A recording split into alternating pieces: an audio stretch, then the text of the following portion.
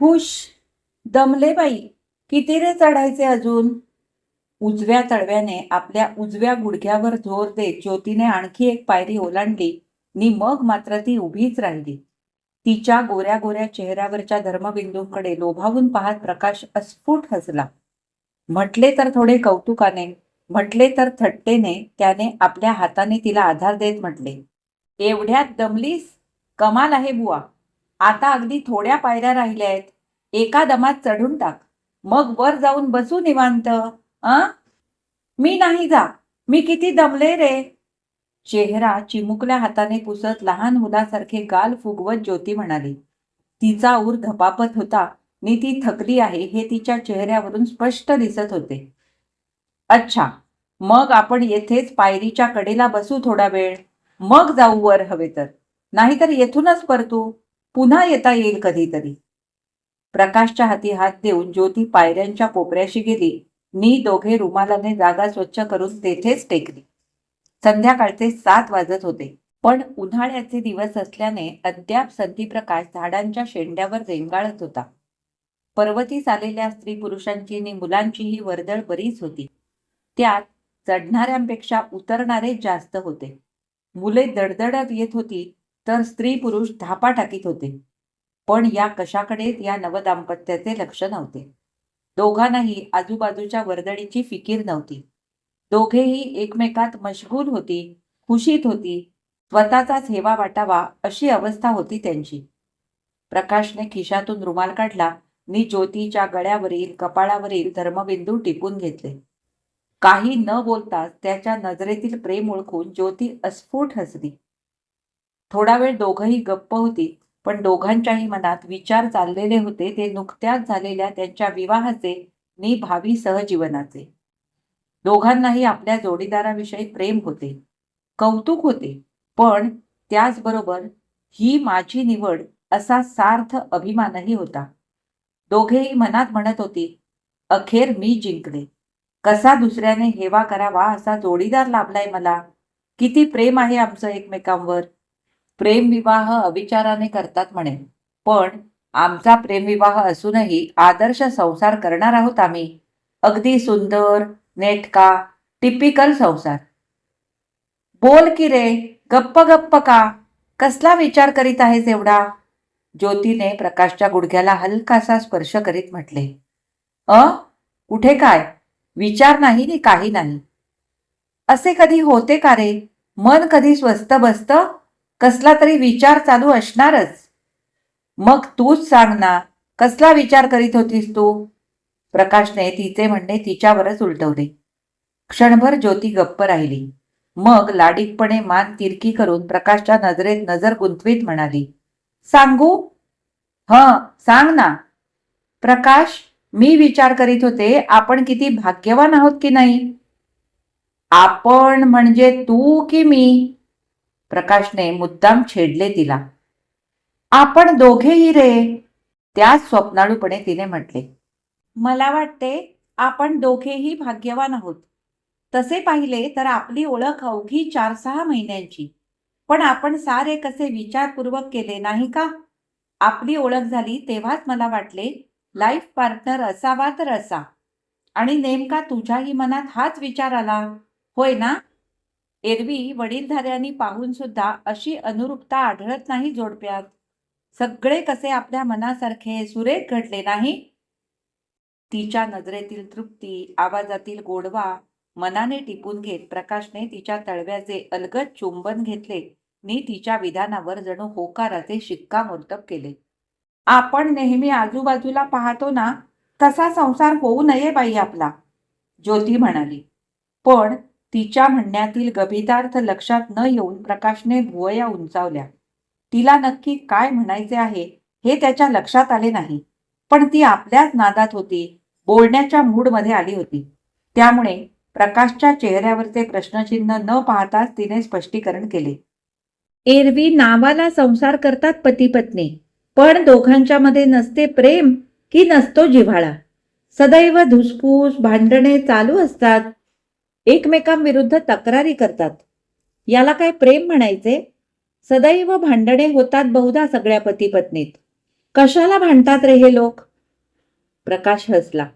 तिच्या बालिश प्रश्नाला उत्तर देत त्याने म्हटले, अगं, सुसंस्कृतपणाचा अभाव म्हणून. दोघेही समजूतदार सुशिक्षित असतील तर भांडण होईलच कसे? एकमेकांना सांभाळून घेण्याची कुवत नसते या पती पत्नीत, म्हणून मग भांडणे होतात त्यांच्यात. पण पण आपल्या दोघांचे पटेल ना रे? वेडाबाई, आपण काय अडाणी आहोत भांडायला? आणि हे बघ, मी स्वभावतः इतका शांतताप्रिय आहे की तू वादविवाद करायला लागलीस तरी मी करणार नाही. तू कशीही वागलीस तरी मी पटवून घेईन. प्रकाश बोलता बोलता पुरुषी स्वभावास अनुसरून स्वतःकडे मोठेपणा घेऊन आणि तिला गौणत्व देऊन सहजपणे म्हणाला. पण ज्योतीच्या ते लक्षात आलेच नाही. किंवा आपण असे केले तर? ज्योतीने प्रपोजल मांडले. शक्यतोवर आपण मुळी भांडायचेच नाही. चूक तुझी असो की माझी, प्रत्येकाने ती कबूल करायची व दुसऱ्याने त्याकडे दुर्लक्ष करायचे. पण तरीही भांडण झालेच ना तर दुसऱ्याने पडते घ्यायचे. पोकळ अभिमान बाळगून उगाच भांडायचे नाही नि दुसऱ्याला टाकून बोलायचे नाही. त्या आविष्कारमधील राजेश शर्मिलाची वेळ नको बाई यायला आपल्यावर. तुझ्या माझ्यात वितुष्ट येण्याची किंवा भांडणं होण्याची कल्पना देखील करवत नाही बाई मला. ज्योती, मी नेहमी हाच विचार करीत आलो नि मला अजूनही वाटतं आपल्या दोघात भांडण कधी होणारच नाही. मतभेद असतील दोघात, पण एकमेकांना समजून घेण्याइतके आपण समंजस आहोत नि आपले एकमेकांवर इतके प्रेम आहे की एकमेकांना दुखवणे आपणास जमणारच नाही. अगं, आपला संसार अगदी आदर्श होईल बघ. खरेच होईल रे, मलाही असंच वाटतं, ज्योती उद्गारली. दोघेही जागेवरून उठली नि न बोलता त्यांनी पर्वती उतरण्यास आरंभ केला. पहा, वर जायचे की येथूनच परतायचे हा प्रश्न देखील उद्भवला नाही दोघात. न बोलता जणू येथूनच परतायचे ठरले. याला म्हणतात मतैक्य, एकरूपता. ज्योतीच्या मनात विचार आला. सारसबागेजवळ आल्यावर दोघांनीही भेळ घेतली, मग आईस्क्रीम झाले. बरं झालं, आता घरी गेल्यावर स्वयंपाकाची घाई नाही. मला तर अजिबात भूक नाही. आईस्क्रीमचा रिकामा ग्लास फेकता फेकता ज्योती म्हणाली. प्रकाशला तिच्या या विधानाचे नवल वाटले. तशीच थोडी भीतीही वाटली, कारण अद्याप त्याची 3/4 भूक शिल्लक होती. उलट भेळीच्या स्वादिष्टतेने त्याची भूक खवळली होती. उपाशी राहण्याची त्याची तयारी नव्हती. घरी जाऊन ज्योतीच्या हातचे छान गरम गरम जेवण करण्याचे त्याचे विचार चालू होते. त्यामुळे ज्योतीच्या वक्तव्याने तो क्षणभर नाउमेद झाला. तरीही धीर करून त्याने म्हटले, मला मात्र थोडी भूक आहे हं. घरी गेल्यावर कर काहीतरी. नुसता पिठलं भात देखील चालेल मला. असे रे काय? आता घरी जाऊन भात करायचा? पुन्हा ते तांदूळ निवडणं, पिठलं करणं. बाई ग, आठवड्यातून एखादे वेळी तरी मिळू दे की विश्रांती मला. अगदी स्वयंपाकीण बाई झाल्यासारखे वाटू लागले आहे हल्ली. 2 वेळा कुकर लावा, कणिक भिजवा, पोळ्या लाटा. काय लाईफ आहे हे? अगं, पण मग माझ्या भुकेचे काय? शहाणी आहेस. स्वयंपाक नाही करायचा तर खायचे काय? इतर बायका नाही करीत का हेच? नकळत प्रकाशच्या रागाचा पारा चढला. स्वतःवर ताबा ठेवण्याचा प्रयत्न करूनही त्याच्या स्वरातील सौम्यता ढळली. आवाज चिरका झाला. स्वयंपाक करण्यापेक्षाही प्रकाशने इतर सर्वसामान्य स्त्रियांशी आपली तुलना करावी हे ज्योतीला आवडले नाही. नेहमीच स्वतःला इतराहून वेगळी, श्रेष्ठ समजणाऱ्या तिला हा स्वतःचा अपमान वाटला. इतर बायकांचे सांगू नकोस मला. 2 वेळ स्वयंपाक करीत बसण्याकरता जन्म नाही झालेला माझा, ती ठसक्यात उत्तरली. मग असे कोणते महान कार्य करण्याकरता अवतरला आहात आपण या पृथ्वी तलावर? हे ओठावर आलेले औपरोधिक वाक्य प्रकाशने कष्टाने आवंढागिळीत मागे ढकलले नि रागाने ओठ चावीत तो चालत राहिला. थोड्याच वेळापूर्वी दोघांनी पास केलेला तडजोडीचा ठराव त्याला आठवला असावा, पण त्याच्या मौनाने ज्योतीला डिवचल्यासारखे झाले. प्रकाशकडून काहीतरी खमंग ऐकायला मिळेल आणि त्यावर आपणही तसेच लागट बोलू हा तिचा बेत फसला. पण माघार घेतली तर ती स्त्री जात कुठली? नवऱ्याला निरुत्तर केल्याचे एक दुष्ट समाधान क्षणभर तिच्या चेहऱ्यावर झळकले, पण त्याच वेळी तिच्या मनात आले, आपल्यावर फार अन्याय होतो आहे. आपले जीवन अतिशय कष्टमय दुःखमय झाले आहे. गेल्या 25 दिवसात आपण फार काही सोसले आहे. आपण परतंत्र पराधीन एवंच दुबळ्या झालो आहोत. या विचारासाठी तिच्या डोळ्यात पाणी तरळले. आजवर या अन्यायाची जाणीव आपणास होऊ नये याचे तिला आश्चर्य वाटले. लग्नानंतरच्या 25 दिवसातील हनीमूनचे 8 दिवस सोडले तर गेले 17 दिवस ती रोज दोन्ही वेळ स्वयंपाक करीत होती. दिवसभर घरकाम करीत होती. 3 खोल्यांची झाडलोट करण्यापासून ते प्रकाशच्या कपड्यांना इस्त्री करण्यापर्यंतची सारी कामे तिला करावी लागत होती आणि तरीही तिला आपल्या या कष्टाची दुःखाची जाणीवच नव्हती. हे टू मच झाले. एका बुद्धिमान सुशिक्षित तरुणीची केवढीही अधोगती. एखाद्या मोलकरणीसारखी तिची स्थिती झाली होती की, आणि तरी प्रकाशला त्याची जाणीवच नव्हती. उलट एक दिवस स्वयंपाक करण्याचे नाकारले तर केवढा कांगावा याचा. म्हणे माझ्या भुकेचे काय, हेच याचे प्रेम. बायकोच्या कष्टापेक्षा स्वतःच्या भुकेची आधी काळजी. हॉटेल्स काय ओस पडलीत. घेतले एखादे वेळेस बाहेर जेवण तर कुठे बिघडले. म्हणे घरी गेल्यावर काहीतरी कर. बायकोला राबवून घेण्यात यांना मोठेपणा वाटतो. इतर पुरुषांसारखाच हा.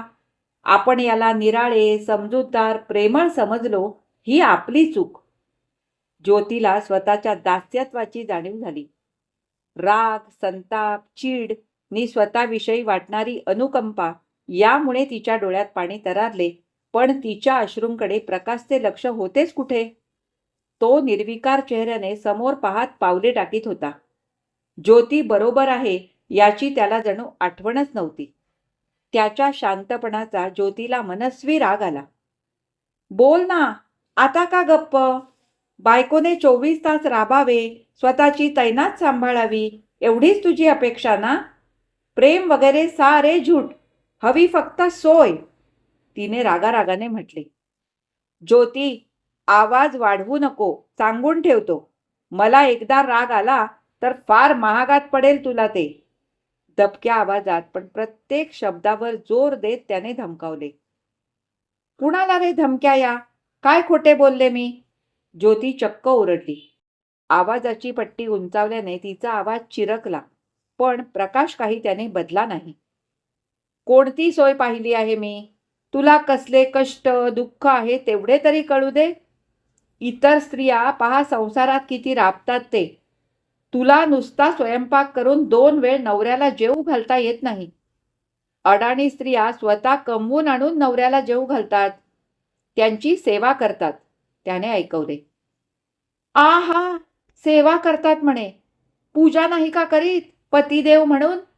प्रकाश, सांगून ठेवते, मी अडाणी नाही, अशिक्षित नाही नि निर्बुद्ध तर त्याहून नाही. पतीला देव मानण्या इतकी मूर्ख नाही मी. स्वतःच्या भुकेची काळजी वाहणाऱ्या नि पत्नीकडून सेवेची अपेक्षा करणाऱ्या माणसाला देव मानायचं. हो, मनुष्य म्हणायची सुद्धा लाज वाटावी. स्वार्थी. ज्योती, फार झालं होय हे. स्वार्थी मी नाही, तू आहेस. काय स्वार्थ साधला रे मी. प्रकाशच्या दमदार आवाजाला चिरक्या रडक्या आवाजाने प्रत्युत्तर देत तिने विचारले.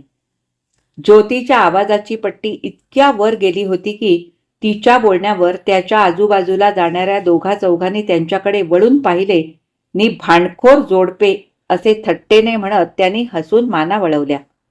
पण ज्योतीला किंवा प्रकाशला आता कुणाची पर्वा नव्हती. लोकांकडे लक्ष द्यायला त्यांना वेळ नव्हता. स्वार्थ नाही तर काय. बिनहुंड्यात तुझ्या बापाला चांगला पगारदार जावई मिळाला, तुला नवरा मिळाला, चांगली डिसेंट जागा राहायला, नोकरीची दगदग नाही, आणखी काय पाहिजे. पण सांगून ठेवतो हं, मला माझ्यावर हुकमत गाजवलेली अजिबात चालणार नाही. बायको झाली म्हणून काय झाले, पायातली वाहन पायात ठेवणारा आहे मी.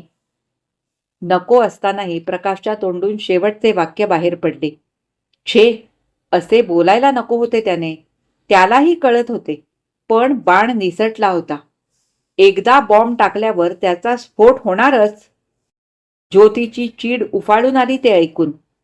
तिच्यासारख्या सुविद्य बुद्धिमान तरुणीची तुलना एखाद्याने नव्हे तिच्या नवऱ्यानेच वहाणेशी करावी. नवरा झाला म्हणून काय झालं? तिला हे बोलणे सहन करणे शक्यच नव्हते. प्रकाश, ती किंचाळली. वहाण?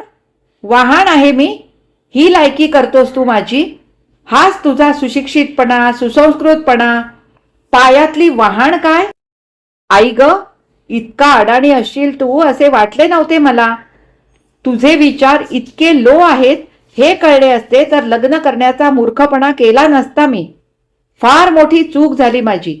जन्माची गाठ पडली ती तुझ्यासारख्या हीन प्रवृत्तीच्या माणसाशी. ती तडतडली. ठीक आहे, हीन प्रवृत्तीचा आहे मी. चालेल. नवऱ्याला उपाशी ठेवणारी विदुषी काय उच्च विचार बाळगणार? मलाही नको आहे हे. तोडून टाक ती जन्माची गाठ. गरज नाही मला. प्रकाशकडून इतकी कठोर वाक्ये उच्चारली जातील अशी ज्योतीला अपेक्षा नव्हती. दोघेही घरापाशी येताच ज्योतीने पुढे होऊन कुलूप काढले नि प्रकाश आत घुसला. पायातील बूट देखील न काढता त्याने पलंगावर अंग टाकले नि डोळ्यावर आडवा हात घेऊन तो पडून राहिला. त्याचे कपाळ मनस्वी ठणकत होते. मनस्तापाने शरीराला नि मनालाही थकवा आला होता. पण एरवी त्याच्या एवढ्याशा दुखल्या खुपल्याने बेचैन होणाऱ्या ज्योतीला आता प्रकाशकडे पाहून काहीच वाटले नाही. एक जळजळीत कटाक्ष त्याच्याकडे टाकून ती पुढचे दार लोटून कपडे बदलण्याकरता आतल्या खोलीत गेली. अद्याप तिच्या डोळ्यातून अश्रूंच्या सरी ओघळत होत्या. घरी नेसावयाची साडी हातात घेऊन ती कितीतरी वेळ रडत होती. मग अनिच्छेने तिने कपडे बदलले. या क्षणी तिने ठरवलं होतं, हे घर सोडून जायचं, कायमचं. प्रकाशसारख्या अडाणी कठोर नवऱ्याबरोबर संसार करण्यापेक्षा एकटे राहिलेले बरे. लोक कुचेष्टा करतील, करू देत, पण प्रकाशचे आपल्यावर प्रेम नाही. स्वार्थी दुष्ट आहे तो. त्याला अद्दल घडवायलाच हवी. पायातली वहाण काय? मी सोडून गेल्यावर मग कळेल तुला माझी किंमत. कपडे बदलून तिने बाथरूममध्ये जाऊन तोंडावर गार पाण्याचे हबके मारले तेव्हा कुठे तिला जरा बरे वाटले. तरीही तिचे कपाळ ठणकत होतेच. तोंड पुसण्याकरता ती बाहेरच्या खोलीत आली तशी प्रकाशने शरीराची थोडी चाळवाचाळव केली नि कुशी बदलून तो पडून राहिला. ज्योती क्षणभर थबकली.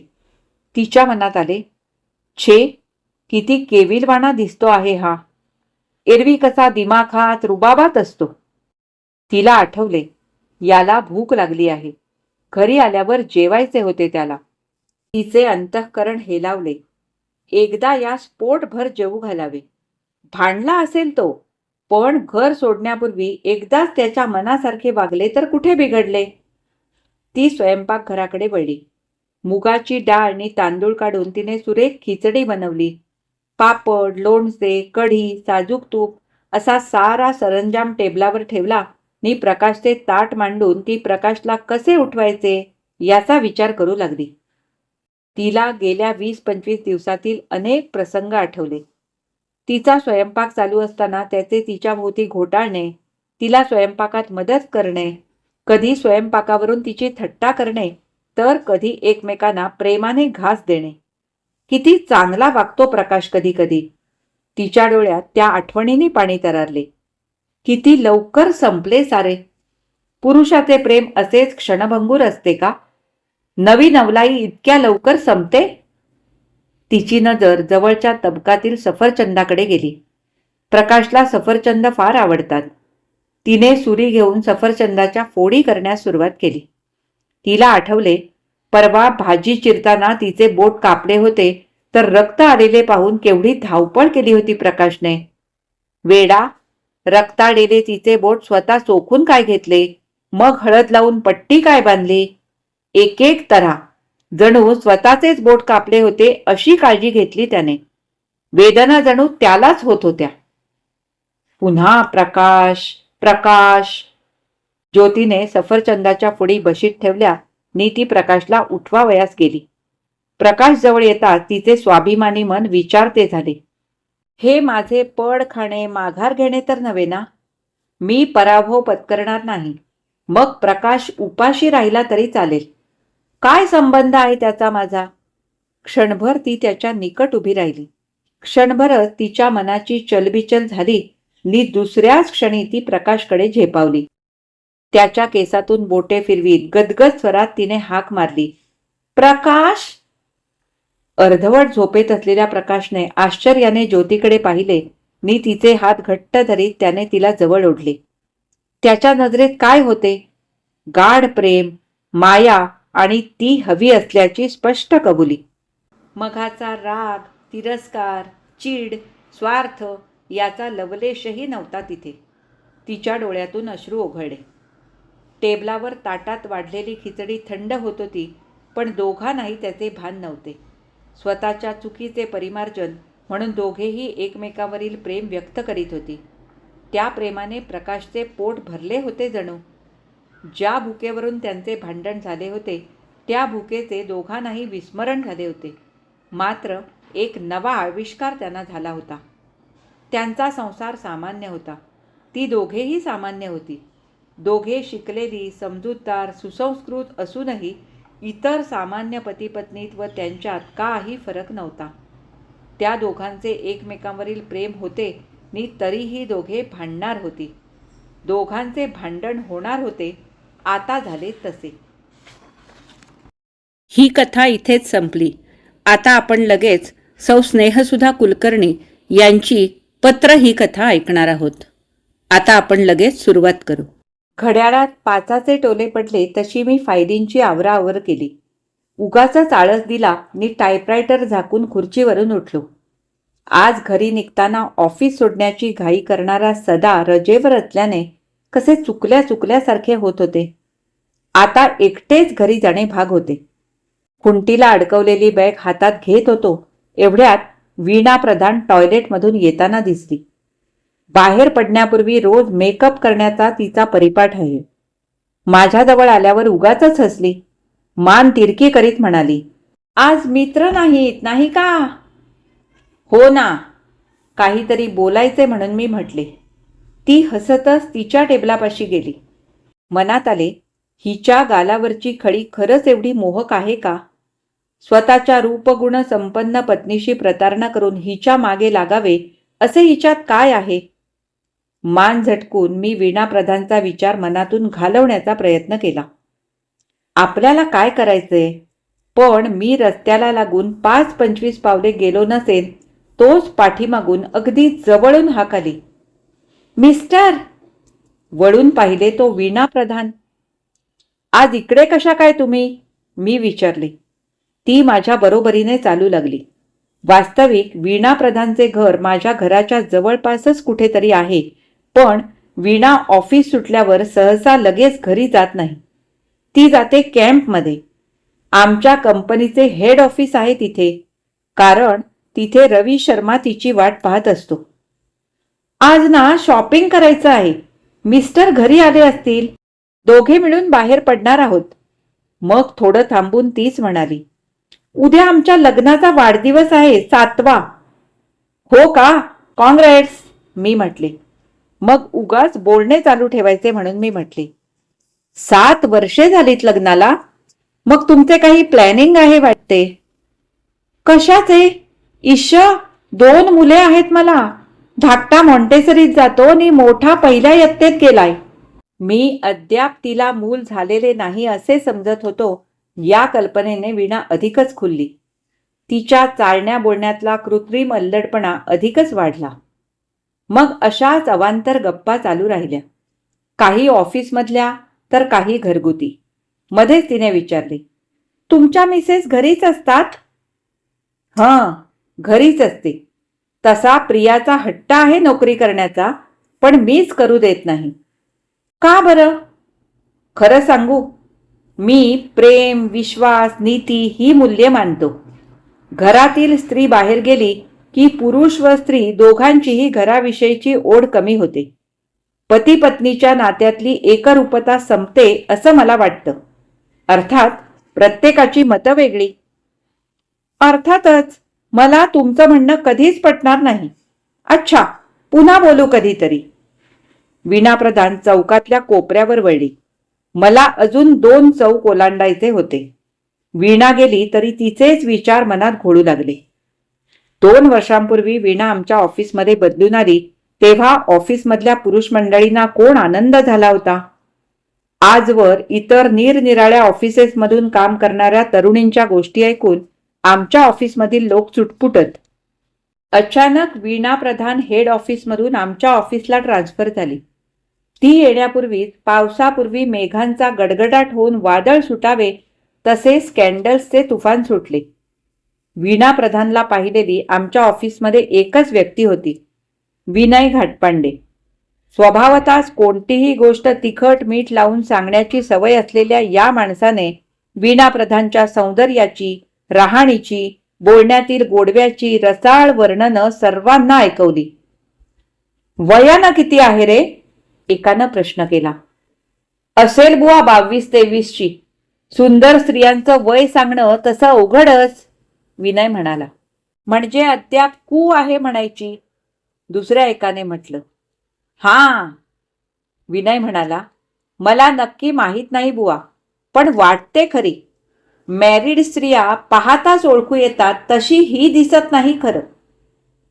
पण गळ्यात, 40शीतले बुद्रुक देशपांडे बोलले.